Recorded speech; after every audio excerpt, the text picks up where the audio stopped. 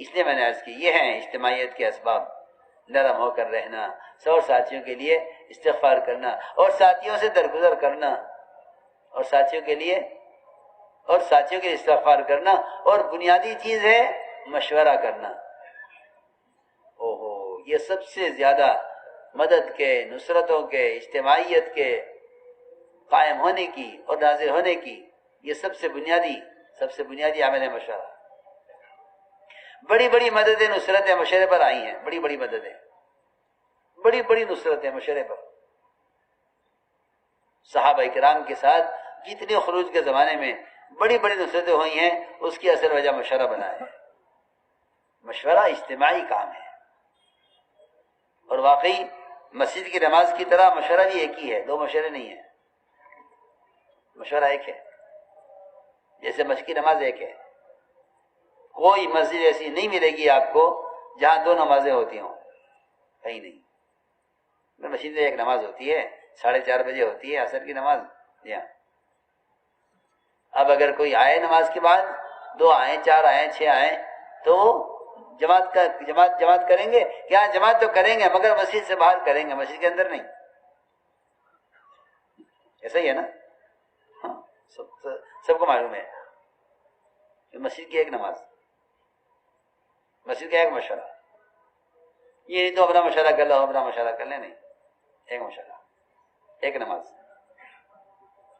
ہمارا سارا مشورہ نماز کی صفت پر ہے۔ اللہ نے قرآن میں اس کو نماز کے ساتھ بیان اسی لیے کیا ہے۔ زکوٰۃ کا، جہاد کا، حج کا، روزے کا کوئی ذکر نہیں ہے، نماز کے ساتھ قرآن میں ایک جگہ مشورہ اور نماز ساتھ ساتھ بیان کیا ہے۔ الذین استجابوا لربهم واقاموا الصلاة وامرهم شورى بینہم، کہ ایمان والوں کی 2 صفتیں خاص ہیں: نماز قائم کرتے ہیں اور باہم مشورہ کرتے ہیں۔ مشورہ کا ادب ہے، یہ مشورہ کا ادب ہے کہ اس طرح ذمہ دار کو رائے دو جس طرح امام کو لقمہ دیتے ہو، سوچ سمجھ کر۔ ہاں، کون ہے جو امام کو لقمہ دیتے ہیں نماز میں لڑے امام سے؟ کوئی ہوگا ایسا؟ امام کو لقمہ دے لڑے نماز میں امام سے؟ کہ نہیں، امام کو لقمہ دیتا ہے ڈرتے ہوئے، سوچتے ہوئے۔ اور یہ بھی ضروری ہے کہ امام کو لقمہ دینا ہے تو نماز میں شریک ہو کر لقمہ دو، مشورے میں آ کر لقمہ دو، گشت میں شریک ہو، تعلیم میں شریک ہو، خروج میں آؤ، مقامی کام میں آؤ، روزانہ کی ملاقاتوں میں آؤ۔ اس سے نماز ہے کہ آپ رکوع میں، سجدے میں، قومے میں، قاعدے میں، جلسے میں امام کے ساتھ رہیں، پھر آپ امام کو لقمہ دیں تو امام آپ کو لقمہ دے گا۔ اور آپ کام سے باہر کھڑے ہو جائیں اور امام کو لقمہ دے کے ہماری بات نہیں سنتے، امام صاحب دماغ غلط پڑھا رہے ہیں۔ جی ہاں، مسجد کے باہر سے لقمہ دے امام کو، امام لقمہ لے گا اس کا کہ نہیں؟ امام اس کا لقمہ لے گا تو سب کی نماز خراب ہو جائے گی۔ آپ کو لقمہ دینا ہے تو آپ نماز میں شریک ہوئیے، آپ کو رائے دینی ہے تو آپ کام میں شریک ہوئیے۔ جی ہاں، سیدھی بات ہے نا، آسان بات ہے نا۔ ہاں، امام کو لقمہ دینا ہے، نماز میں آؤ، ذمہ دار کو رائے دینی ہے کہ کام میں آؤ۔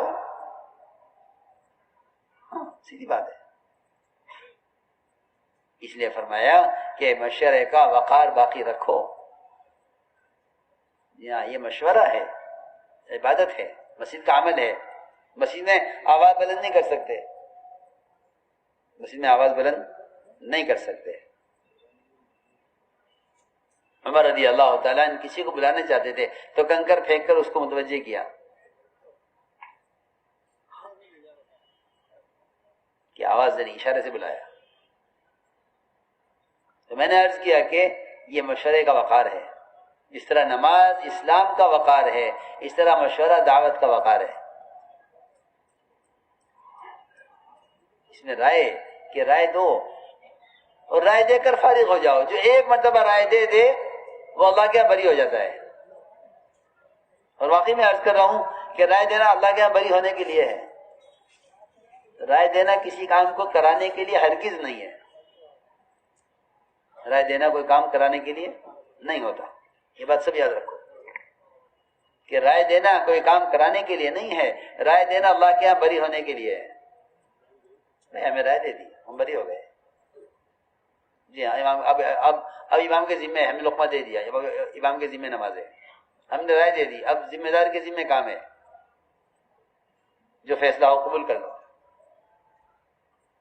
جو فیصلہ ہو سب مل کے اسے کرو، یہ اصل کام یہ ہے۔ یہ نہیں اپنی رائے پر آدمی اڑا رہے، یہ نہیں، کیونکہ رائے پر اڑنا آدمی کو تنہا کر دیتا ہے۔ ہاں، رائے پر اڑنا نہیں چاہیے، کہ جو رائے ہے پیش کر دو اور جو فیصلہ ہو جائے اس پر عمل کر لو، اس میں اجتماعیت ہے۔ میں اس کے لیے مثال عرض کرتا ہوں تاکہ سمجھ میں آئے کہ رائے پر اڑنا آدمی کو کیسے اختلاف پیدا ہوتا ہے۔ رائے پر اڑنے سے حضور اکرم صلی اللہ علیہ وسلم نے مشورہ کیا صحابہ سے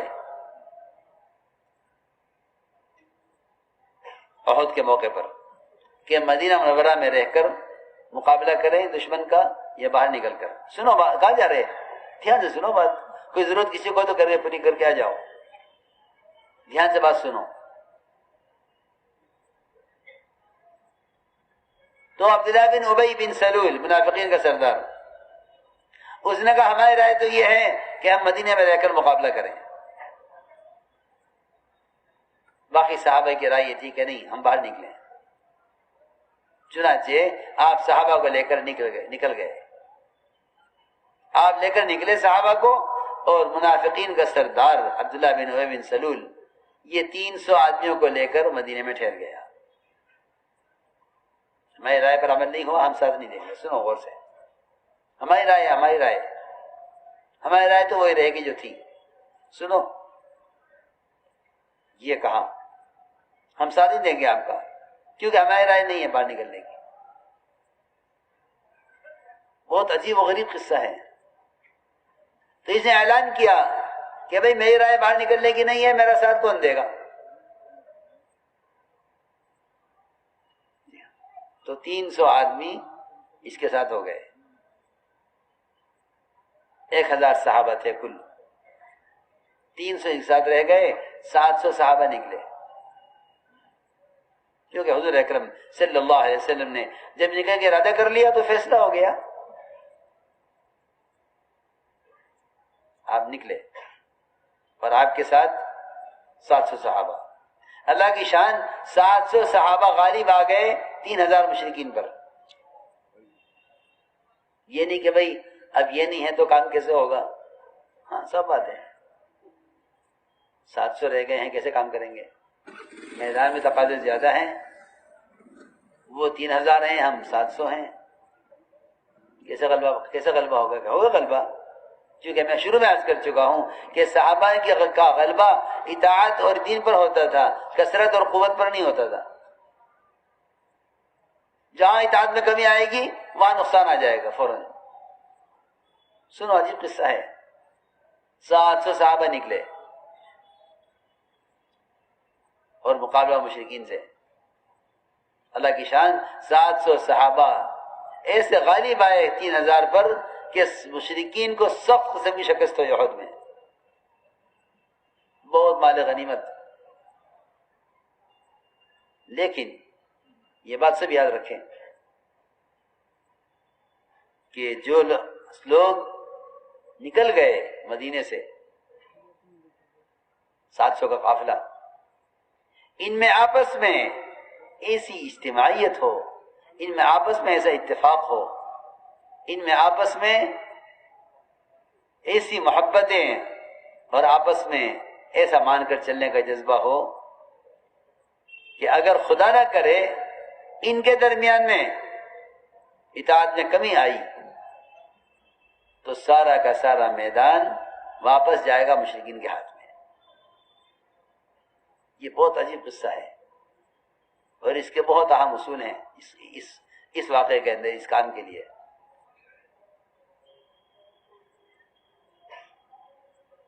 حضور اکرم صلی اللہ علیہ وسلم نے، یہ 300 تو رہ گئے،